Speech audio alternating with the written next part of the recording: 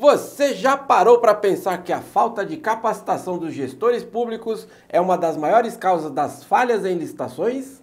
A nova lei exige preparo, atualização e responsabilidade. E quem não acompanha pode colocar em risco não só a contratação, mas também a credibilidade do órgão. E no episódio de hoje a gente vai entender como a capacitação faz a diferença na prática no dia a dia das licitações e por que investir nisso é fundamental para os próximos anos.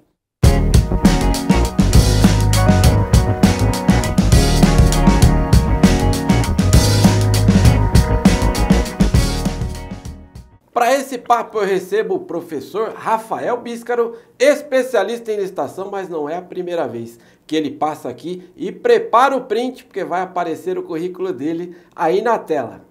Rafael, eu quero agradecer mais uma vez e agora pessoalmente aqui, é sempre um prazer te receber. Ricardo, uma alegria muito grande estar aqui no estúdio da Forset para debater um pouquinho sobre esse tema tão importante, a capacitação nas licitações públicas. E para você que não sabe, ele está aqui porque recentemente, inclusive, você ganhou um prêmio, não é isso? Isso por mesmo. Um treinamento voltado para você, gestor público, não é isso, Rafael? Isso mesmo, Ricardo. Nós lá na USP, com o nosso simpósio de compras públicas, vencemos o prêmio do Grupo Negócios Públicos, recebemos esse ano, lá no Congresso Brasileiro de Pregoeiros, melhor programa de capacitação de 2024.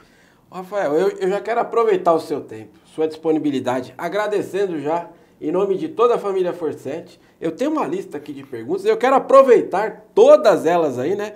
Principalmente vou começar aqui pela primeira, né? Que é qual a importância real da capacitação dos gestores públicos. Por favor, professor, o espaço é todo seu. Ricardo, uma alegria falar sobre capacitação, mas é importante a gente falar de capacitação olhando e pensando na Lei 14.133. E como a Lei 14.133 trouxe esse tema com outro olhar, um olhar mais profundo e de maior responsabilidade de quem? Daquela autoridade competente que vai designar gestor público, servidor público para atuar com a 14.133.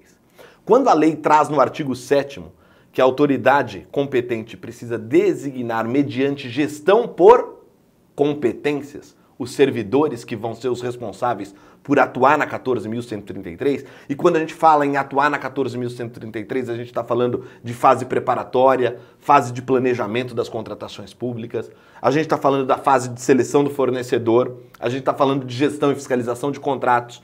Ele diz que precisa fazer essa designação, a lei diz que precisa ser feita essa designação mediante a gestão por competências.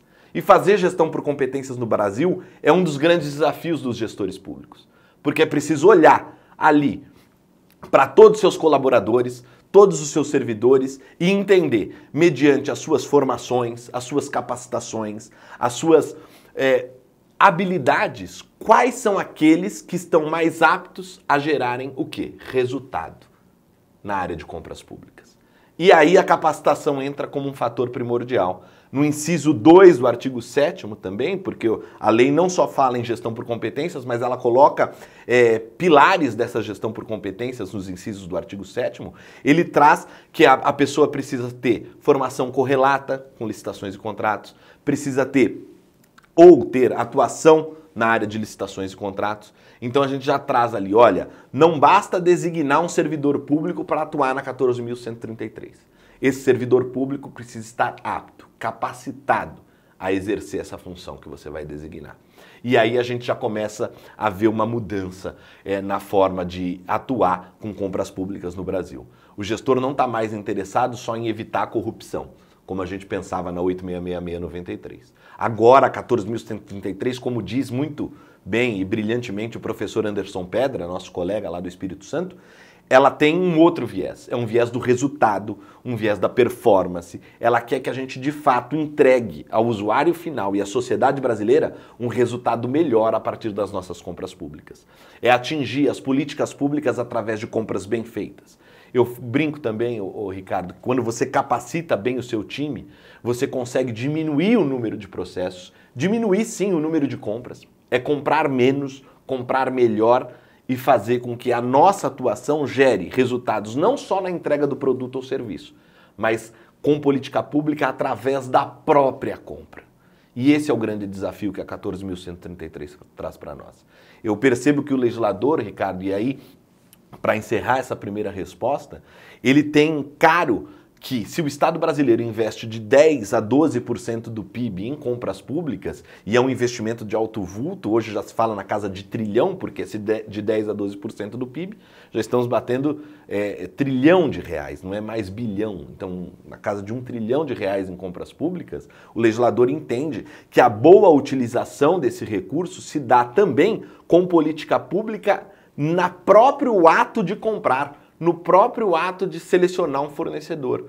Então ele deu foco ao planejamento, para que a gente não tenha desperdício de dinheiro público, deu uma modernizada na seleção do fornecedor, quando tira duas possibilidades ali, o convite, a tomada de preço, incorpora o pregão na própria lei de licitações, reformula a concorrência, cria o diálogo competitivo para as inovações e a partir do momento em que ele faz todo esse movimento, ele fala, olha, para você designar um agente público para atuar nessa lei, você precisa que ele esteja capacitado. Você precisa fazer a gestão por competências, porque não é algo simples. A gente está esperando mais de quem atua com compras públicas. Sensacional. Você fala aí da segregação de funções e já eu vou perguntar um pouco mais sobre isso também. E talvez você deve estar abismado aí, porque você ainda não conhecia o professor Rafael Bíscaro. Está aparecendo aqui embaixo, você tem que segui-lo nas redes sociais. Gente, é conteúdo todos os dias. E tudo isso que ele já falou aí para vocês, eu posso afirmar para vocês. Ele não está lendo em lugar nenhum, não. Isso é conhecimento. E isso é capacitação para você. Professor, eu quero aproveitar todo esse seu conhecimento para nossa audiência aqui também, já que você falou tão bem aí da segregação de funções, né? Uma coisa que no passado parecia tão distante, né? E agora você que lida todos os dias ali com o gestor, você pudesse falar também quais são aí, né, as maiores dificuldades aí do gestor atualmente, mas na prática, professor, por favor. Ricardo, quando a lei foi pensada pelos legisladores, sem dúvida nenhuma, o olhar era um olhar sobre os órgãos federais. Sim. Porque a lei incorporou ali boas práticas dos órgãos federais, as INs federais, os acórdãos e decisões do Tribunal de Contas da União. E então a gente tem uma lei nacional agora, mas que foi de fato elaborada e desenvolvida sob o olhar da capacidade dos órgãos federais e principalmente da esplanada dos ministérios. Sim. Essa é a verdade. Na vida real, na prática, a gente tem mais de 5.300 municípios nesse país e que agora precisam aplicar 14.133. E as dificuldades são inúmeras. Eu começo já pela gestão de competências que eu acabei de falar. Não é fácil fazer gestão por competências em um município. Primeiro porque você tem escassez de mão de obra, escassez de pessoal mesmo, falta braço para atuar com compra pública. E aí você precisa incorporar uma ideia de gestão por competências em que você precisa ter ali servidores capacitados para realizar uma boa compra pública. Então já começa com essa dificuldade. Depois nós vamos para a segunda dificuldade que também é latente nos municípios, a segregação de funções, que você bem disse. Segregar funções é fácil em um órgão que tem um grande corpo de servidores. Em um órgão enxuto, fica muito mais difícil. E é o que a gente vê na realidade dos municípios brasileiros. Então, a gente tem que o legislador colocou a segregação de funções como um princípio lá do artigo 5º, traz a segregação de funções depois de novo no artigo 7º e 8º, dizendo, olha, não se deve designar o mesmo agente público para funções suscetíveis a riscos. E aí o gestor público que vai designar esse fica com um problemão na mão, porque ele fala, o que eu tenho que fazer? E aí, para completar, a lei traz no 8º que uma figura específica, a figura do agente de contratação /pregoeiro, porque o pregoeiro é um agente de contratação, ele precisa ser servidor do quadro efetivo da administração pública. Então, é um malabarismo que o gestor público precisa fazer para cumprir com a segregação de funções. Porque ele não está mais autorizado, aliás, nunca esteve, mas agora é latente essa não autorização, em dizer que eu não sabia que tinha que segregar as funções. Ele sabe, está na lei. Agora os tribunais, os órgãos de controle podem dizer claramente. Como que não sabia, se a lei diz claramente? Não foi cobrado por isso, né? Mas ele sabia. Já sabia. Agora está positivado na norma. Então ele precisa implementar a segregação de funções. E esse é um grande desafio, sem dúvida nenhuma. Já começa desafiando, se você é um município acima de 20 mil habitantes, quem até 20 mil ainda está no no período de transição, que a gente chama assim, lá do artigo 176, mas se você já tem mais de 20 mil, o agente de contratação e o pregoeiro do seu município precisa ser servidor efetivo ou membro do quadro permanente da administração pública. Precisa? Precisa, está na lei. Ah, professor Rafael, você concorda, não concorda? Não é uma questão de concordar ou não concordar. Eu até acho que o debate precisa ser aprofundado mesmo, porque há capacidade nos municípios de que o servidor, agente de contratação, pregoeiro, seja um servidor efetivo. Esse debate eu estou disposto a fazer. Agora, o debate de se isso é uma norma geral ou uma norma específica, me parece que os tribunais mesmos já estão pacificando isso aos poucos, dizendo, olha, é uma norma geral. O agente de contratação e o pregoeiro precisam ser servidores efetivos ou empregados do quadro permanente da administração, Ricardo. E aí cabe ao gestor, à autoridade competente, ao prefeito, aos secretários, estruturarem as suas equipes e cumprirem com isso. Agora, o que a lei não disse em momento nenhum, Ricardo, é que o agente de contratação e o pregoeiro precisa ser um cargo criado pela administração. Então não é preciso fazer um concurso, eu tenho que fazer concurso público para... Não é preciso fazer um concurso público para você, gestor público, contratar um agente de contratação, contratar um pregoeiro. Não é isso que a lei diz.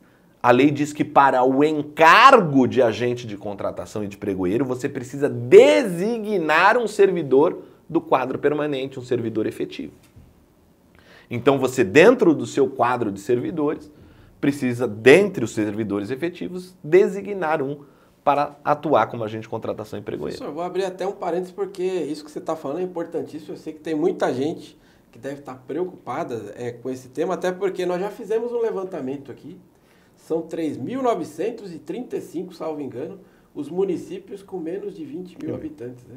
E essa é a realidade do nosso país, a maioria. Dos 5.500 e tanto aí, 3.000, quase 4.000 são de menos de 20 mil habitantes. Então, a informação que você passou... É que está a contagem regressiva. Exatamente. É preciso se atualizar e se preparar para isso, porque os 6 anos que a lei deu de vacância aí, de adaptação aos municípios com menos de 20 mil habitantes, estão contando desde 2021. 2021.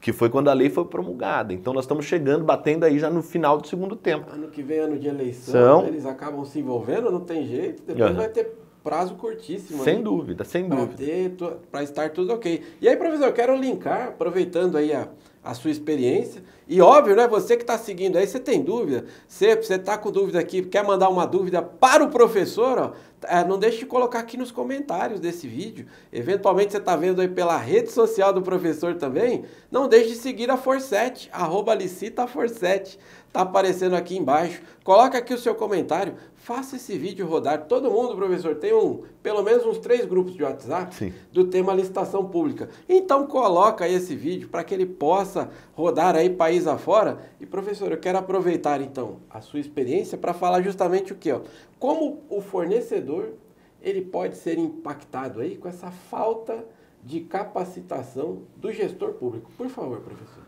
Ricardo, se a gente for pensar sob a perspectiva do fornecedor, a capacitação do gestor público, do comprador público, do pregoeiro, do agente de contratação, daquele servidor que vai atuar na fase preparatória é fundamental.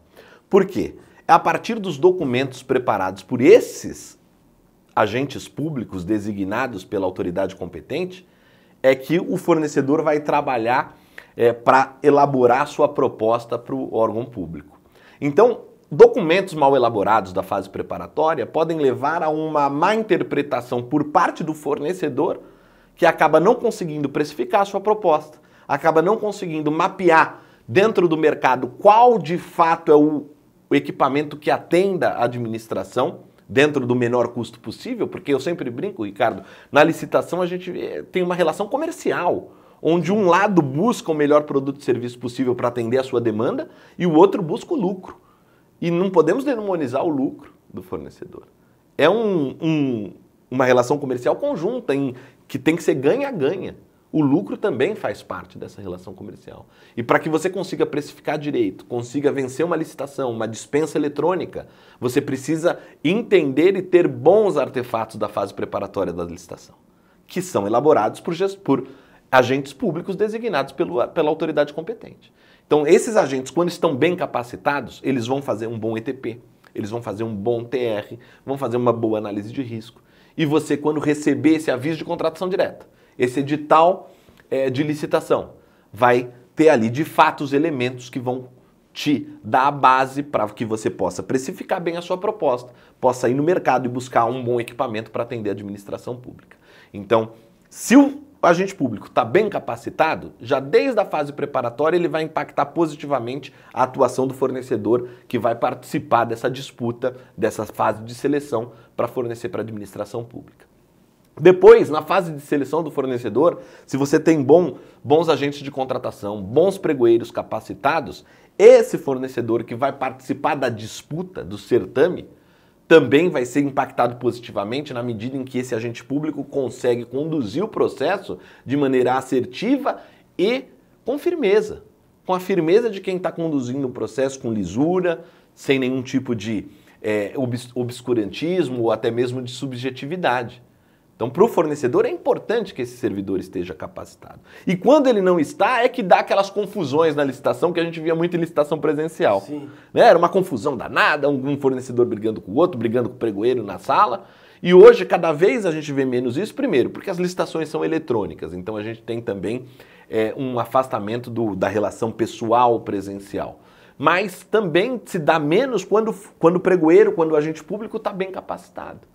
Porque o fornecedor sabe, quando ele está numa licitação em que o pregoeiro e o agente de contratação está bem capacitado. Sim. Ele fala, esse cara sabe do que ele está falando. Isso é perceptível. E, professor, eu tenho ainda uma última pergunta, mas eu acho que o momento para a gente falar agora do simpósio tem que ser agora aqui, porque quando a gente fala da capacitação do gestor, eu acho que é importante, professor, até em forma de convite aqui, mas para que você fale um pouco aí do que é o simpósio.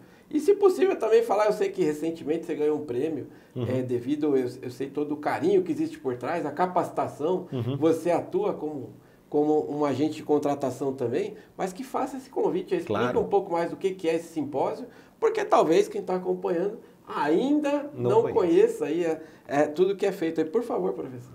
Pessoal, é o seguinte, Ricardo, lá na USP, uma universidade pública, gratuita, voltada ao ensino, pesquisa e à extensão universitária, nós temos um simpósio de compras públicas, com inscrição totalmente gratuita.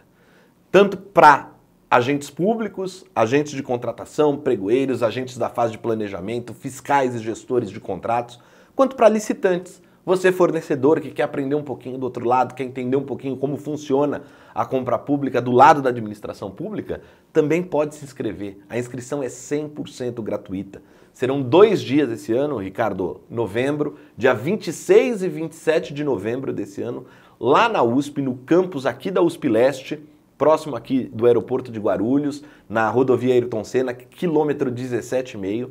O simpósio ocorre 26 e 27 de novembro, se eu falei outubro na fala anterior, corrigindo, novembro, 26 e 27 de novembro, e 2 dias de imersão, Ricardo.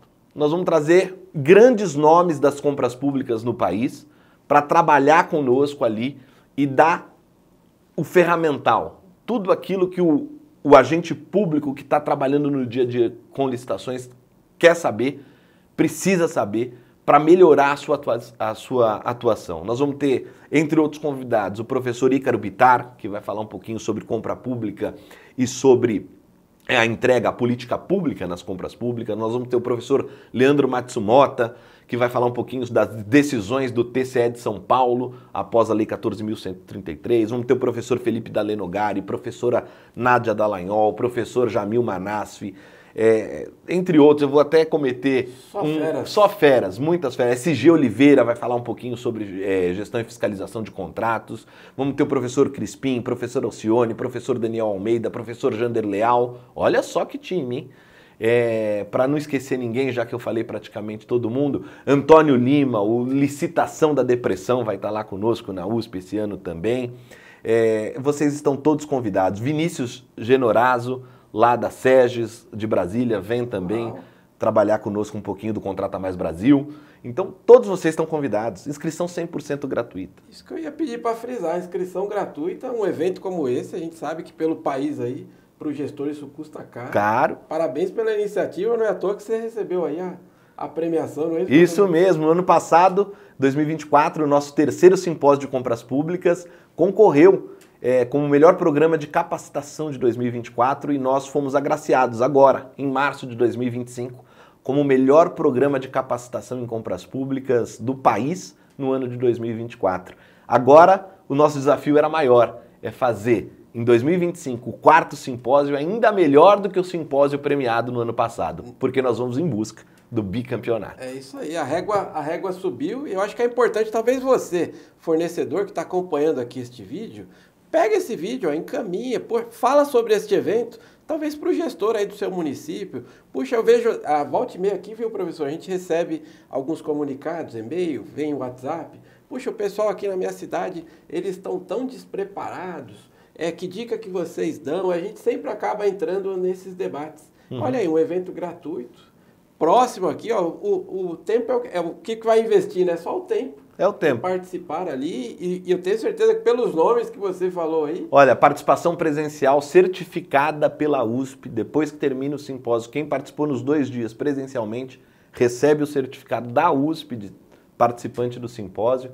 São 16 horas de capacitação. Então, não perca essa oportunidade, já deixo aqui o meu convite a todos vocês. Façam a inscrição, são limitadas, óbvio, né, por uma questão de espaço físico, mas nós estamos indo para o 4º simpósio e eu tenho certeza que você não vai se arrepender em estar conosco. Realmente, licitação não é para amador, mas hoje em dia só é amador quem quer, porque um evento desse porte, com esses professores e gratuito. Professor, eu quero emendar aqui, já porque eu acho que o tempo não me ajuda, mas eu acho que essa pergunta é muito importante, até porque eu vejo que você lida com isso no dia a dia aí, né? Porque veio nova lei, 14.133, a parte que eu achei ótima. Todo mundo voltou para a sala de aula para aprender sobre o tema licitações. Quando a gente falava de 8666, era um cursinho aqui, um livro ali, alguma coisa assim. Mas aí o que o professor vê ali, quais os caminhos, né, que você vê para que a gente consiga manter, aí como você enxerga, para manter ativa aí essa capacitação no decorrer dos anos aí, por favor. Professor. Ricardo, capacitação tem que ser constante. A Lei 8666 nos ensinou muito. 30 anos com a mesma legislação. E nós ainda não tínhamos aprendido a comprar por ela. Essa é a verdade. Após 30 anos, nós cometíamos muitos erros na condução de certames pela 8666. E agora, a 14.133 é uma lei fresca. Eu já não estou mais falando que ela é nova, porque 2021 já está passando um pouquinho de tempo para a gente falar em nova lei. Mas o fato é que, em comparação com 30 anos da legislação anterior, ela é nova sim. É uma lei recente, sendo regulamentada. Aqui no estado de São Paulo a gente ainda não tem regulamentação própria para registro de preços, por exemplo. A gente utiliza a regulamentação federal. Então tem muita coisa para a gente aprender. Principalmente você, de estado e município, que não seguia as INs do governo federal, que não tinha ali os acórdons e jurisprudências do TCU que a lei incorporou. Então você, de estado e município, precisa estar em capacitação constante pela Lei 14.133. É claro que é um desafio manter um nível de número de cursos e de congressos de capacitação nesse estágio atual que estamos, né, com muitos cursos, muitos congressos.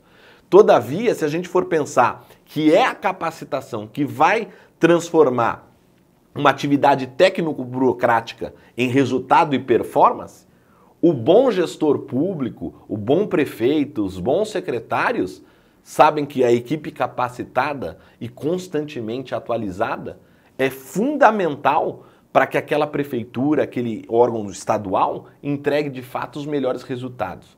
Então, a gente tem um desafio de convencer esses gestores dessa necessidade e um desafio também grande de convencer o agente público que está ali designado a atuar com essa lei de que ele é mais do que um comprador. Eu costumo dizer isso nos meus cursos, Ricardo. Eu falo assim, você que está comprando, que é um comprador, você não é só um comprador público. Você é um agente de implementação de política pública. São várias compras pequenas que movimentam a casa de 1 trilhão por ano no Brasil. Não tem um pregão de 1 trilhão. São vários pregões que fazem a gente chegar em 1 trilhão movimentado. E você é parte disso. Então eu costumo dizer, em compra pública, a gente tem que pensar globalmente e agir localmente, assim como é na sustentabilidade. Porque só assim a gente vai transformar uma ideia trazida pela 14.133, de resultado, de performance, de celeridade, em resultado prático. E o resultado prático vem mediante ao quê? A boa capacitação desse agente público, para ele estar pronto para lidar com os desafios. para ele entender que a fase de planejamento de contratações, a elaboração dos artefatos ali daquela fase que a 14.133 impôs a todos, não é um mero obstáculo burocrático para a compra pública, mas um grande ferramental para transformar essa compra em algo que de fato vai entregar resultado e performance para a população. É o desafio de fazer com que esse agente público, esse agente de contratação, esse pregoeiro, entenda, Ricardo, que conduzir os certames da melhor forma possível não é apenas para proteger o CPF dele, mas é para prestigiar o bom fornecedor, aquele que está ali disposto a fornecer para o Estado brasileiro, cumprindo com tudo aquilo que o edital disse. Afinal, o edital é a lei da licitação. Então, um bom edital, uma boa condução do certame público, não é apenas para entregar o produto final ao usuário, mas é também para que a gente crie um clímax dentro do processo licitatório em que bons fornecedores não vão ser afugentados do processo. Eles vão estar sempre presentes porque eles sabem da seriedade do órgão público em contratar quem de fato cumpre o que o edital está pedindo. Só não vai ter aqui, não vai entregar coisa porcaria. Na hora da entrega a gente confere. Porque não é porque você ofertou A e vai tentar entregar B e pelo nosso desespero em ter que receber nós vamos aceitar o B. Isso não pode mais fazer parte da prática brasileira, porque senão você afugenta o bom fornecedor. Porque o cara arrisca. O mau fornecedor, Ricardo, ele arrisca. Sim. Ele fala, eu vou ofertar mais barato porque na hora do vamos ver eu vou entregar algo mais barato lá, algo que não atenda todos os pontos do edital e pelo desespero da prefeitura, pelo desespero do órgão, eles vão topar receber isso mesmo. E a gente tem que mudar essa realidade. Infelizmente acontece. Acontece. Mas vem mudando, né, professor? Vem mudando e vai mudar, Ricardo. A 14.133 vem para mudar isso. Porque ela trouxe um arcabouço, um espectro para o gestor público de que a compra pública não é um mero instrumento para adquirir um produto ou um serviço. Ela é sim um instrumento, mas ela é mais do que isso. Ela vem como a expressão que eu vou utilizar aqui talvez não seja ideal, mas é como se ela fosse o Estado dizendo, olha, se eu vou investir o meu dinheiro, eu quero o melhor produto, eu quero a proposta apta a gerar o resultado mais vantajoso para a contratação pública, mas eu quero mais do que isso. Eu quero que a gente crie instrumentos dentro do processo de seleção do fornecedor para gerar emprego. Ou seja, favorecendo ali micro e pequenas empresas com a Lei 123, com licitação exclusiva. Eu quero prestigiar as questões de sustentabilidade que são caras para mim. Então eu vou colocar que para eu conseguir uma proposta apta a gerar o resultado mais vantajoso para a administração pública, ela precisa considerar o ciclo de vida do objeto. Ou seja, eu estou dizendo que não é o menor preço que eu quero. Que menor preço, Ricardo, é critério de julgamento.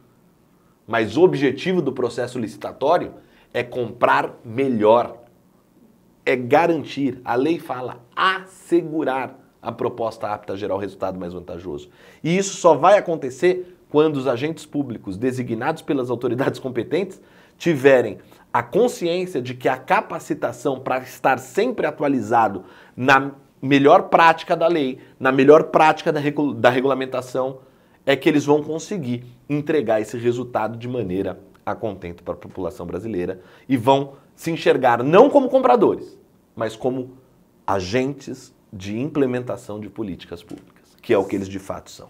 Professor, eu amei aqui o bate-papo, tudo que você trouxe aqui para nós, eu vejo que fica claro, tanto para o gestor como para o fornecedor, que existe esse mundo novo. Realmente a gestão pública está existindo cada vez mais, eu acho que isso é perceptível. Você falou de situações aí do desenvolvimento nacional sustentável, que a gente está começando a viver isso, né, professor? Isso. Eu acho que tinha muita coisa que era só teoria e você trouxe isso na prática.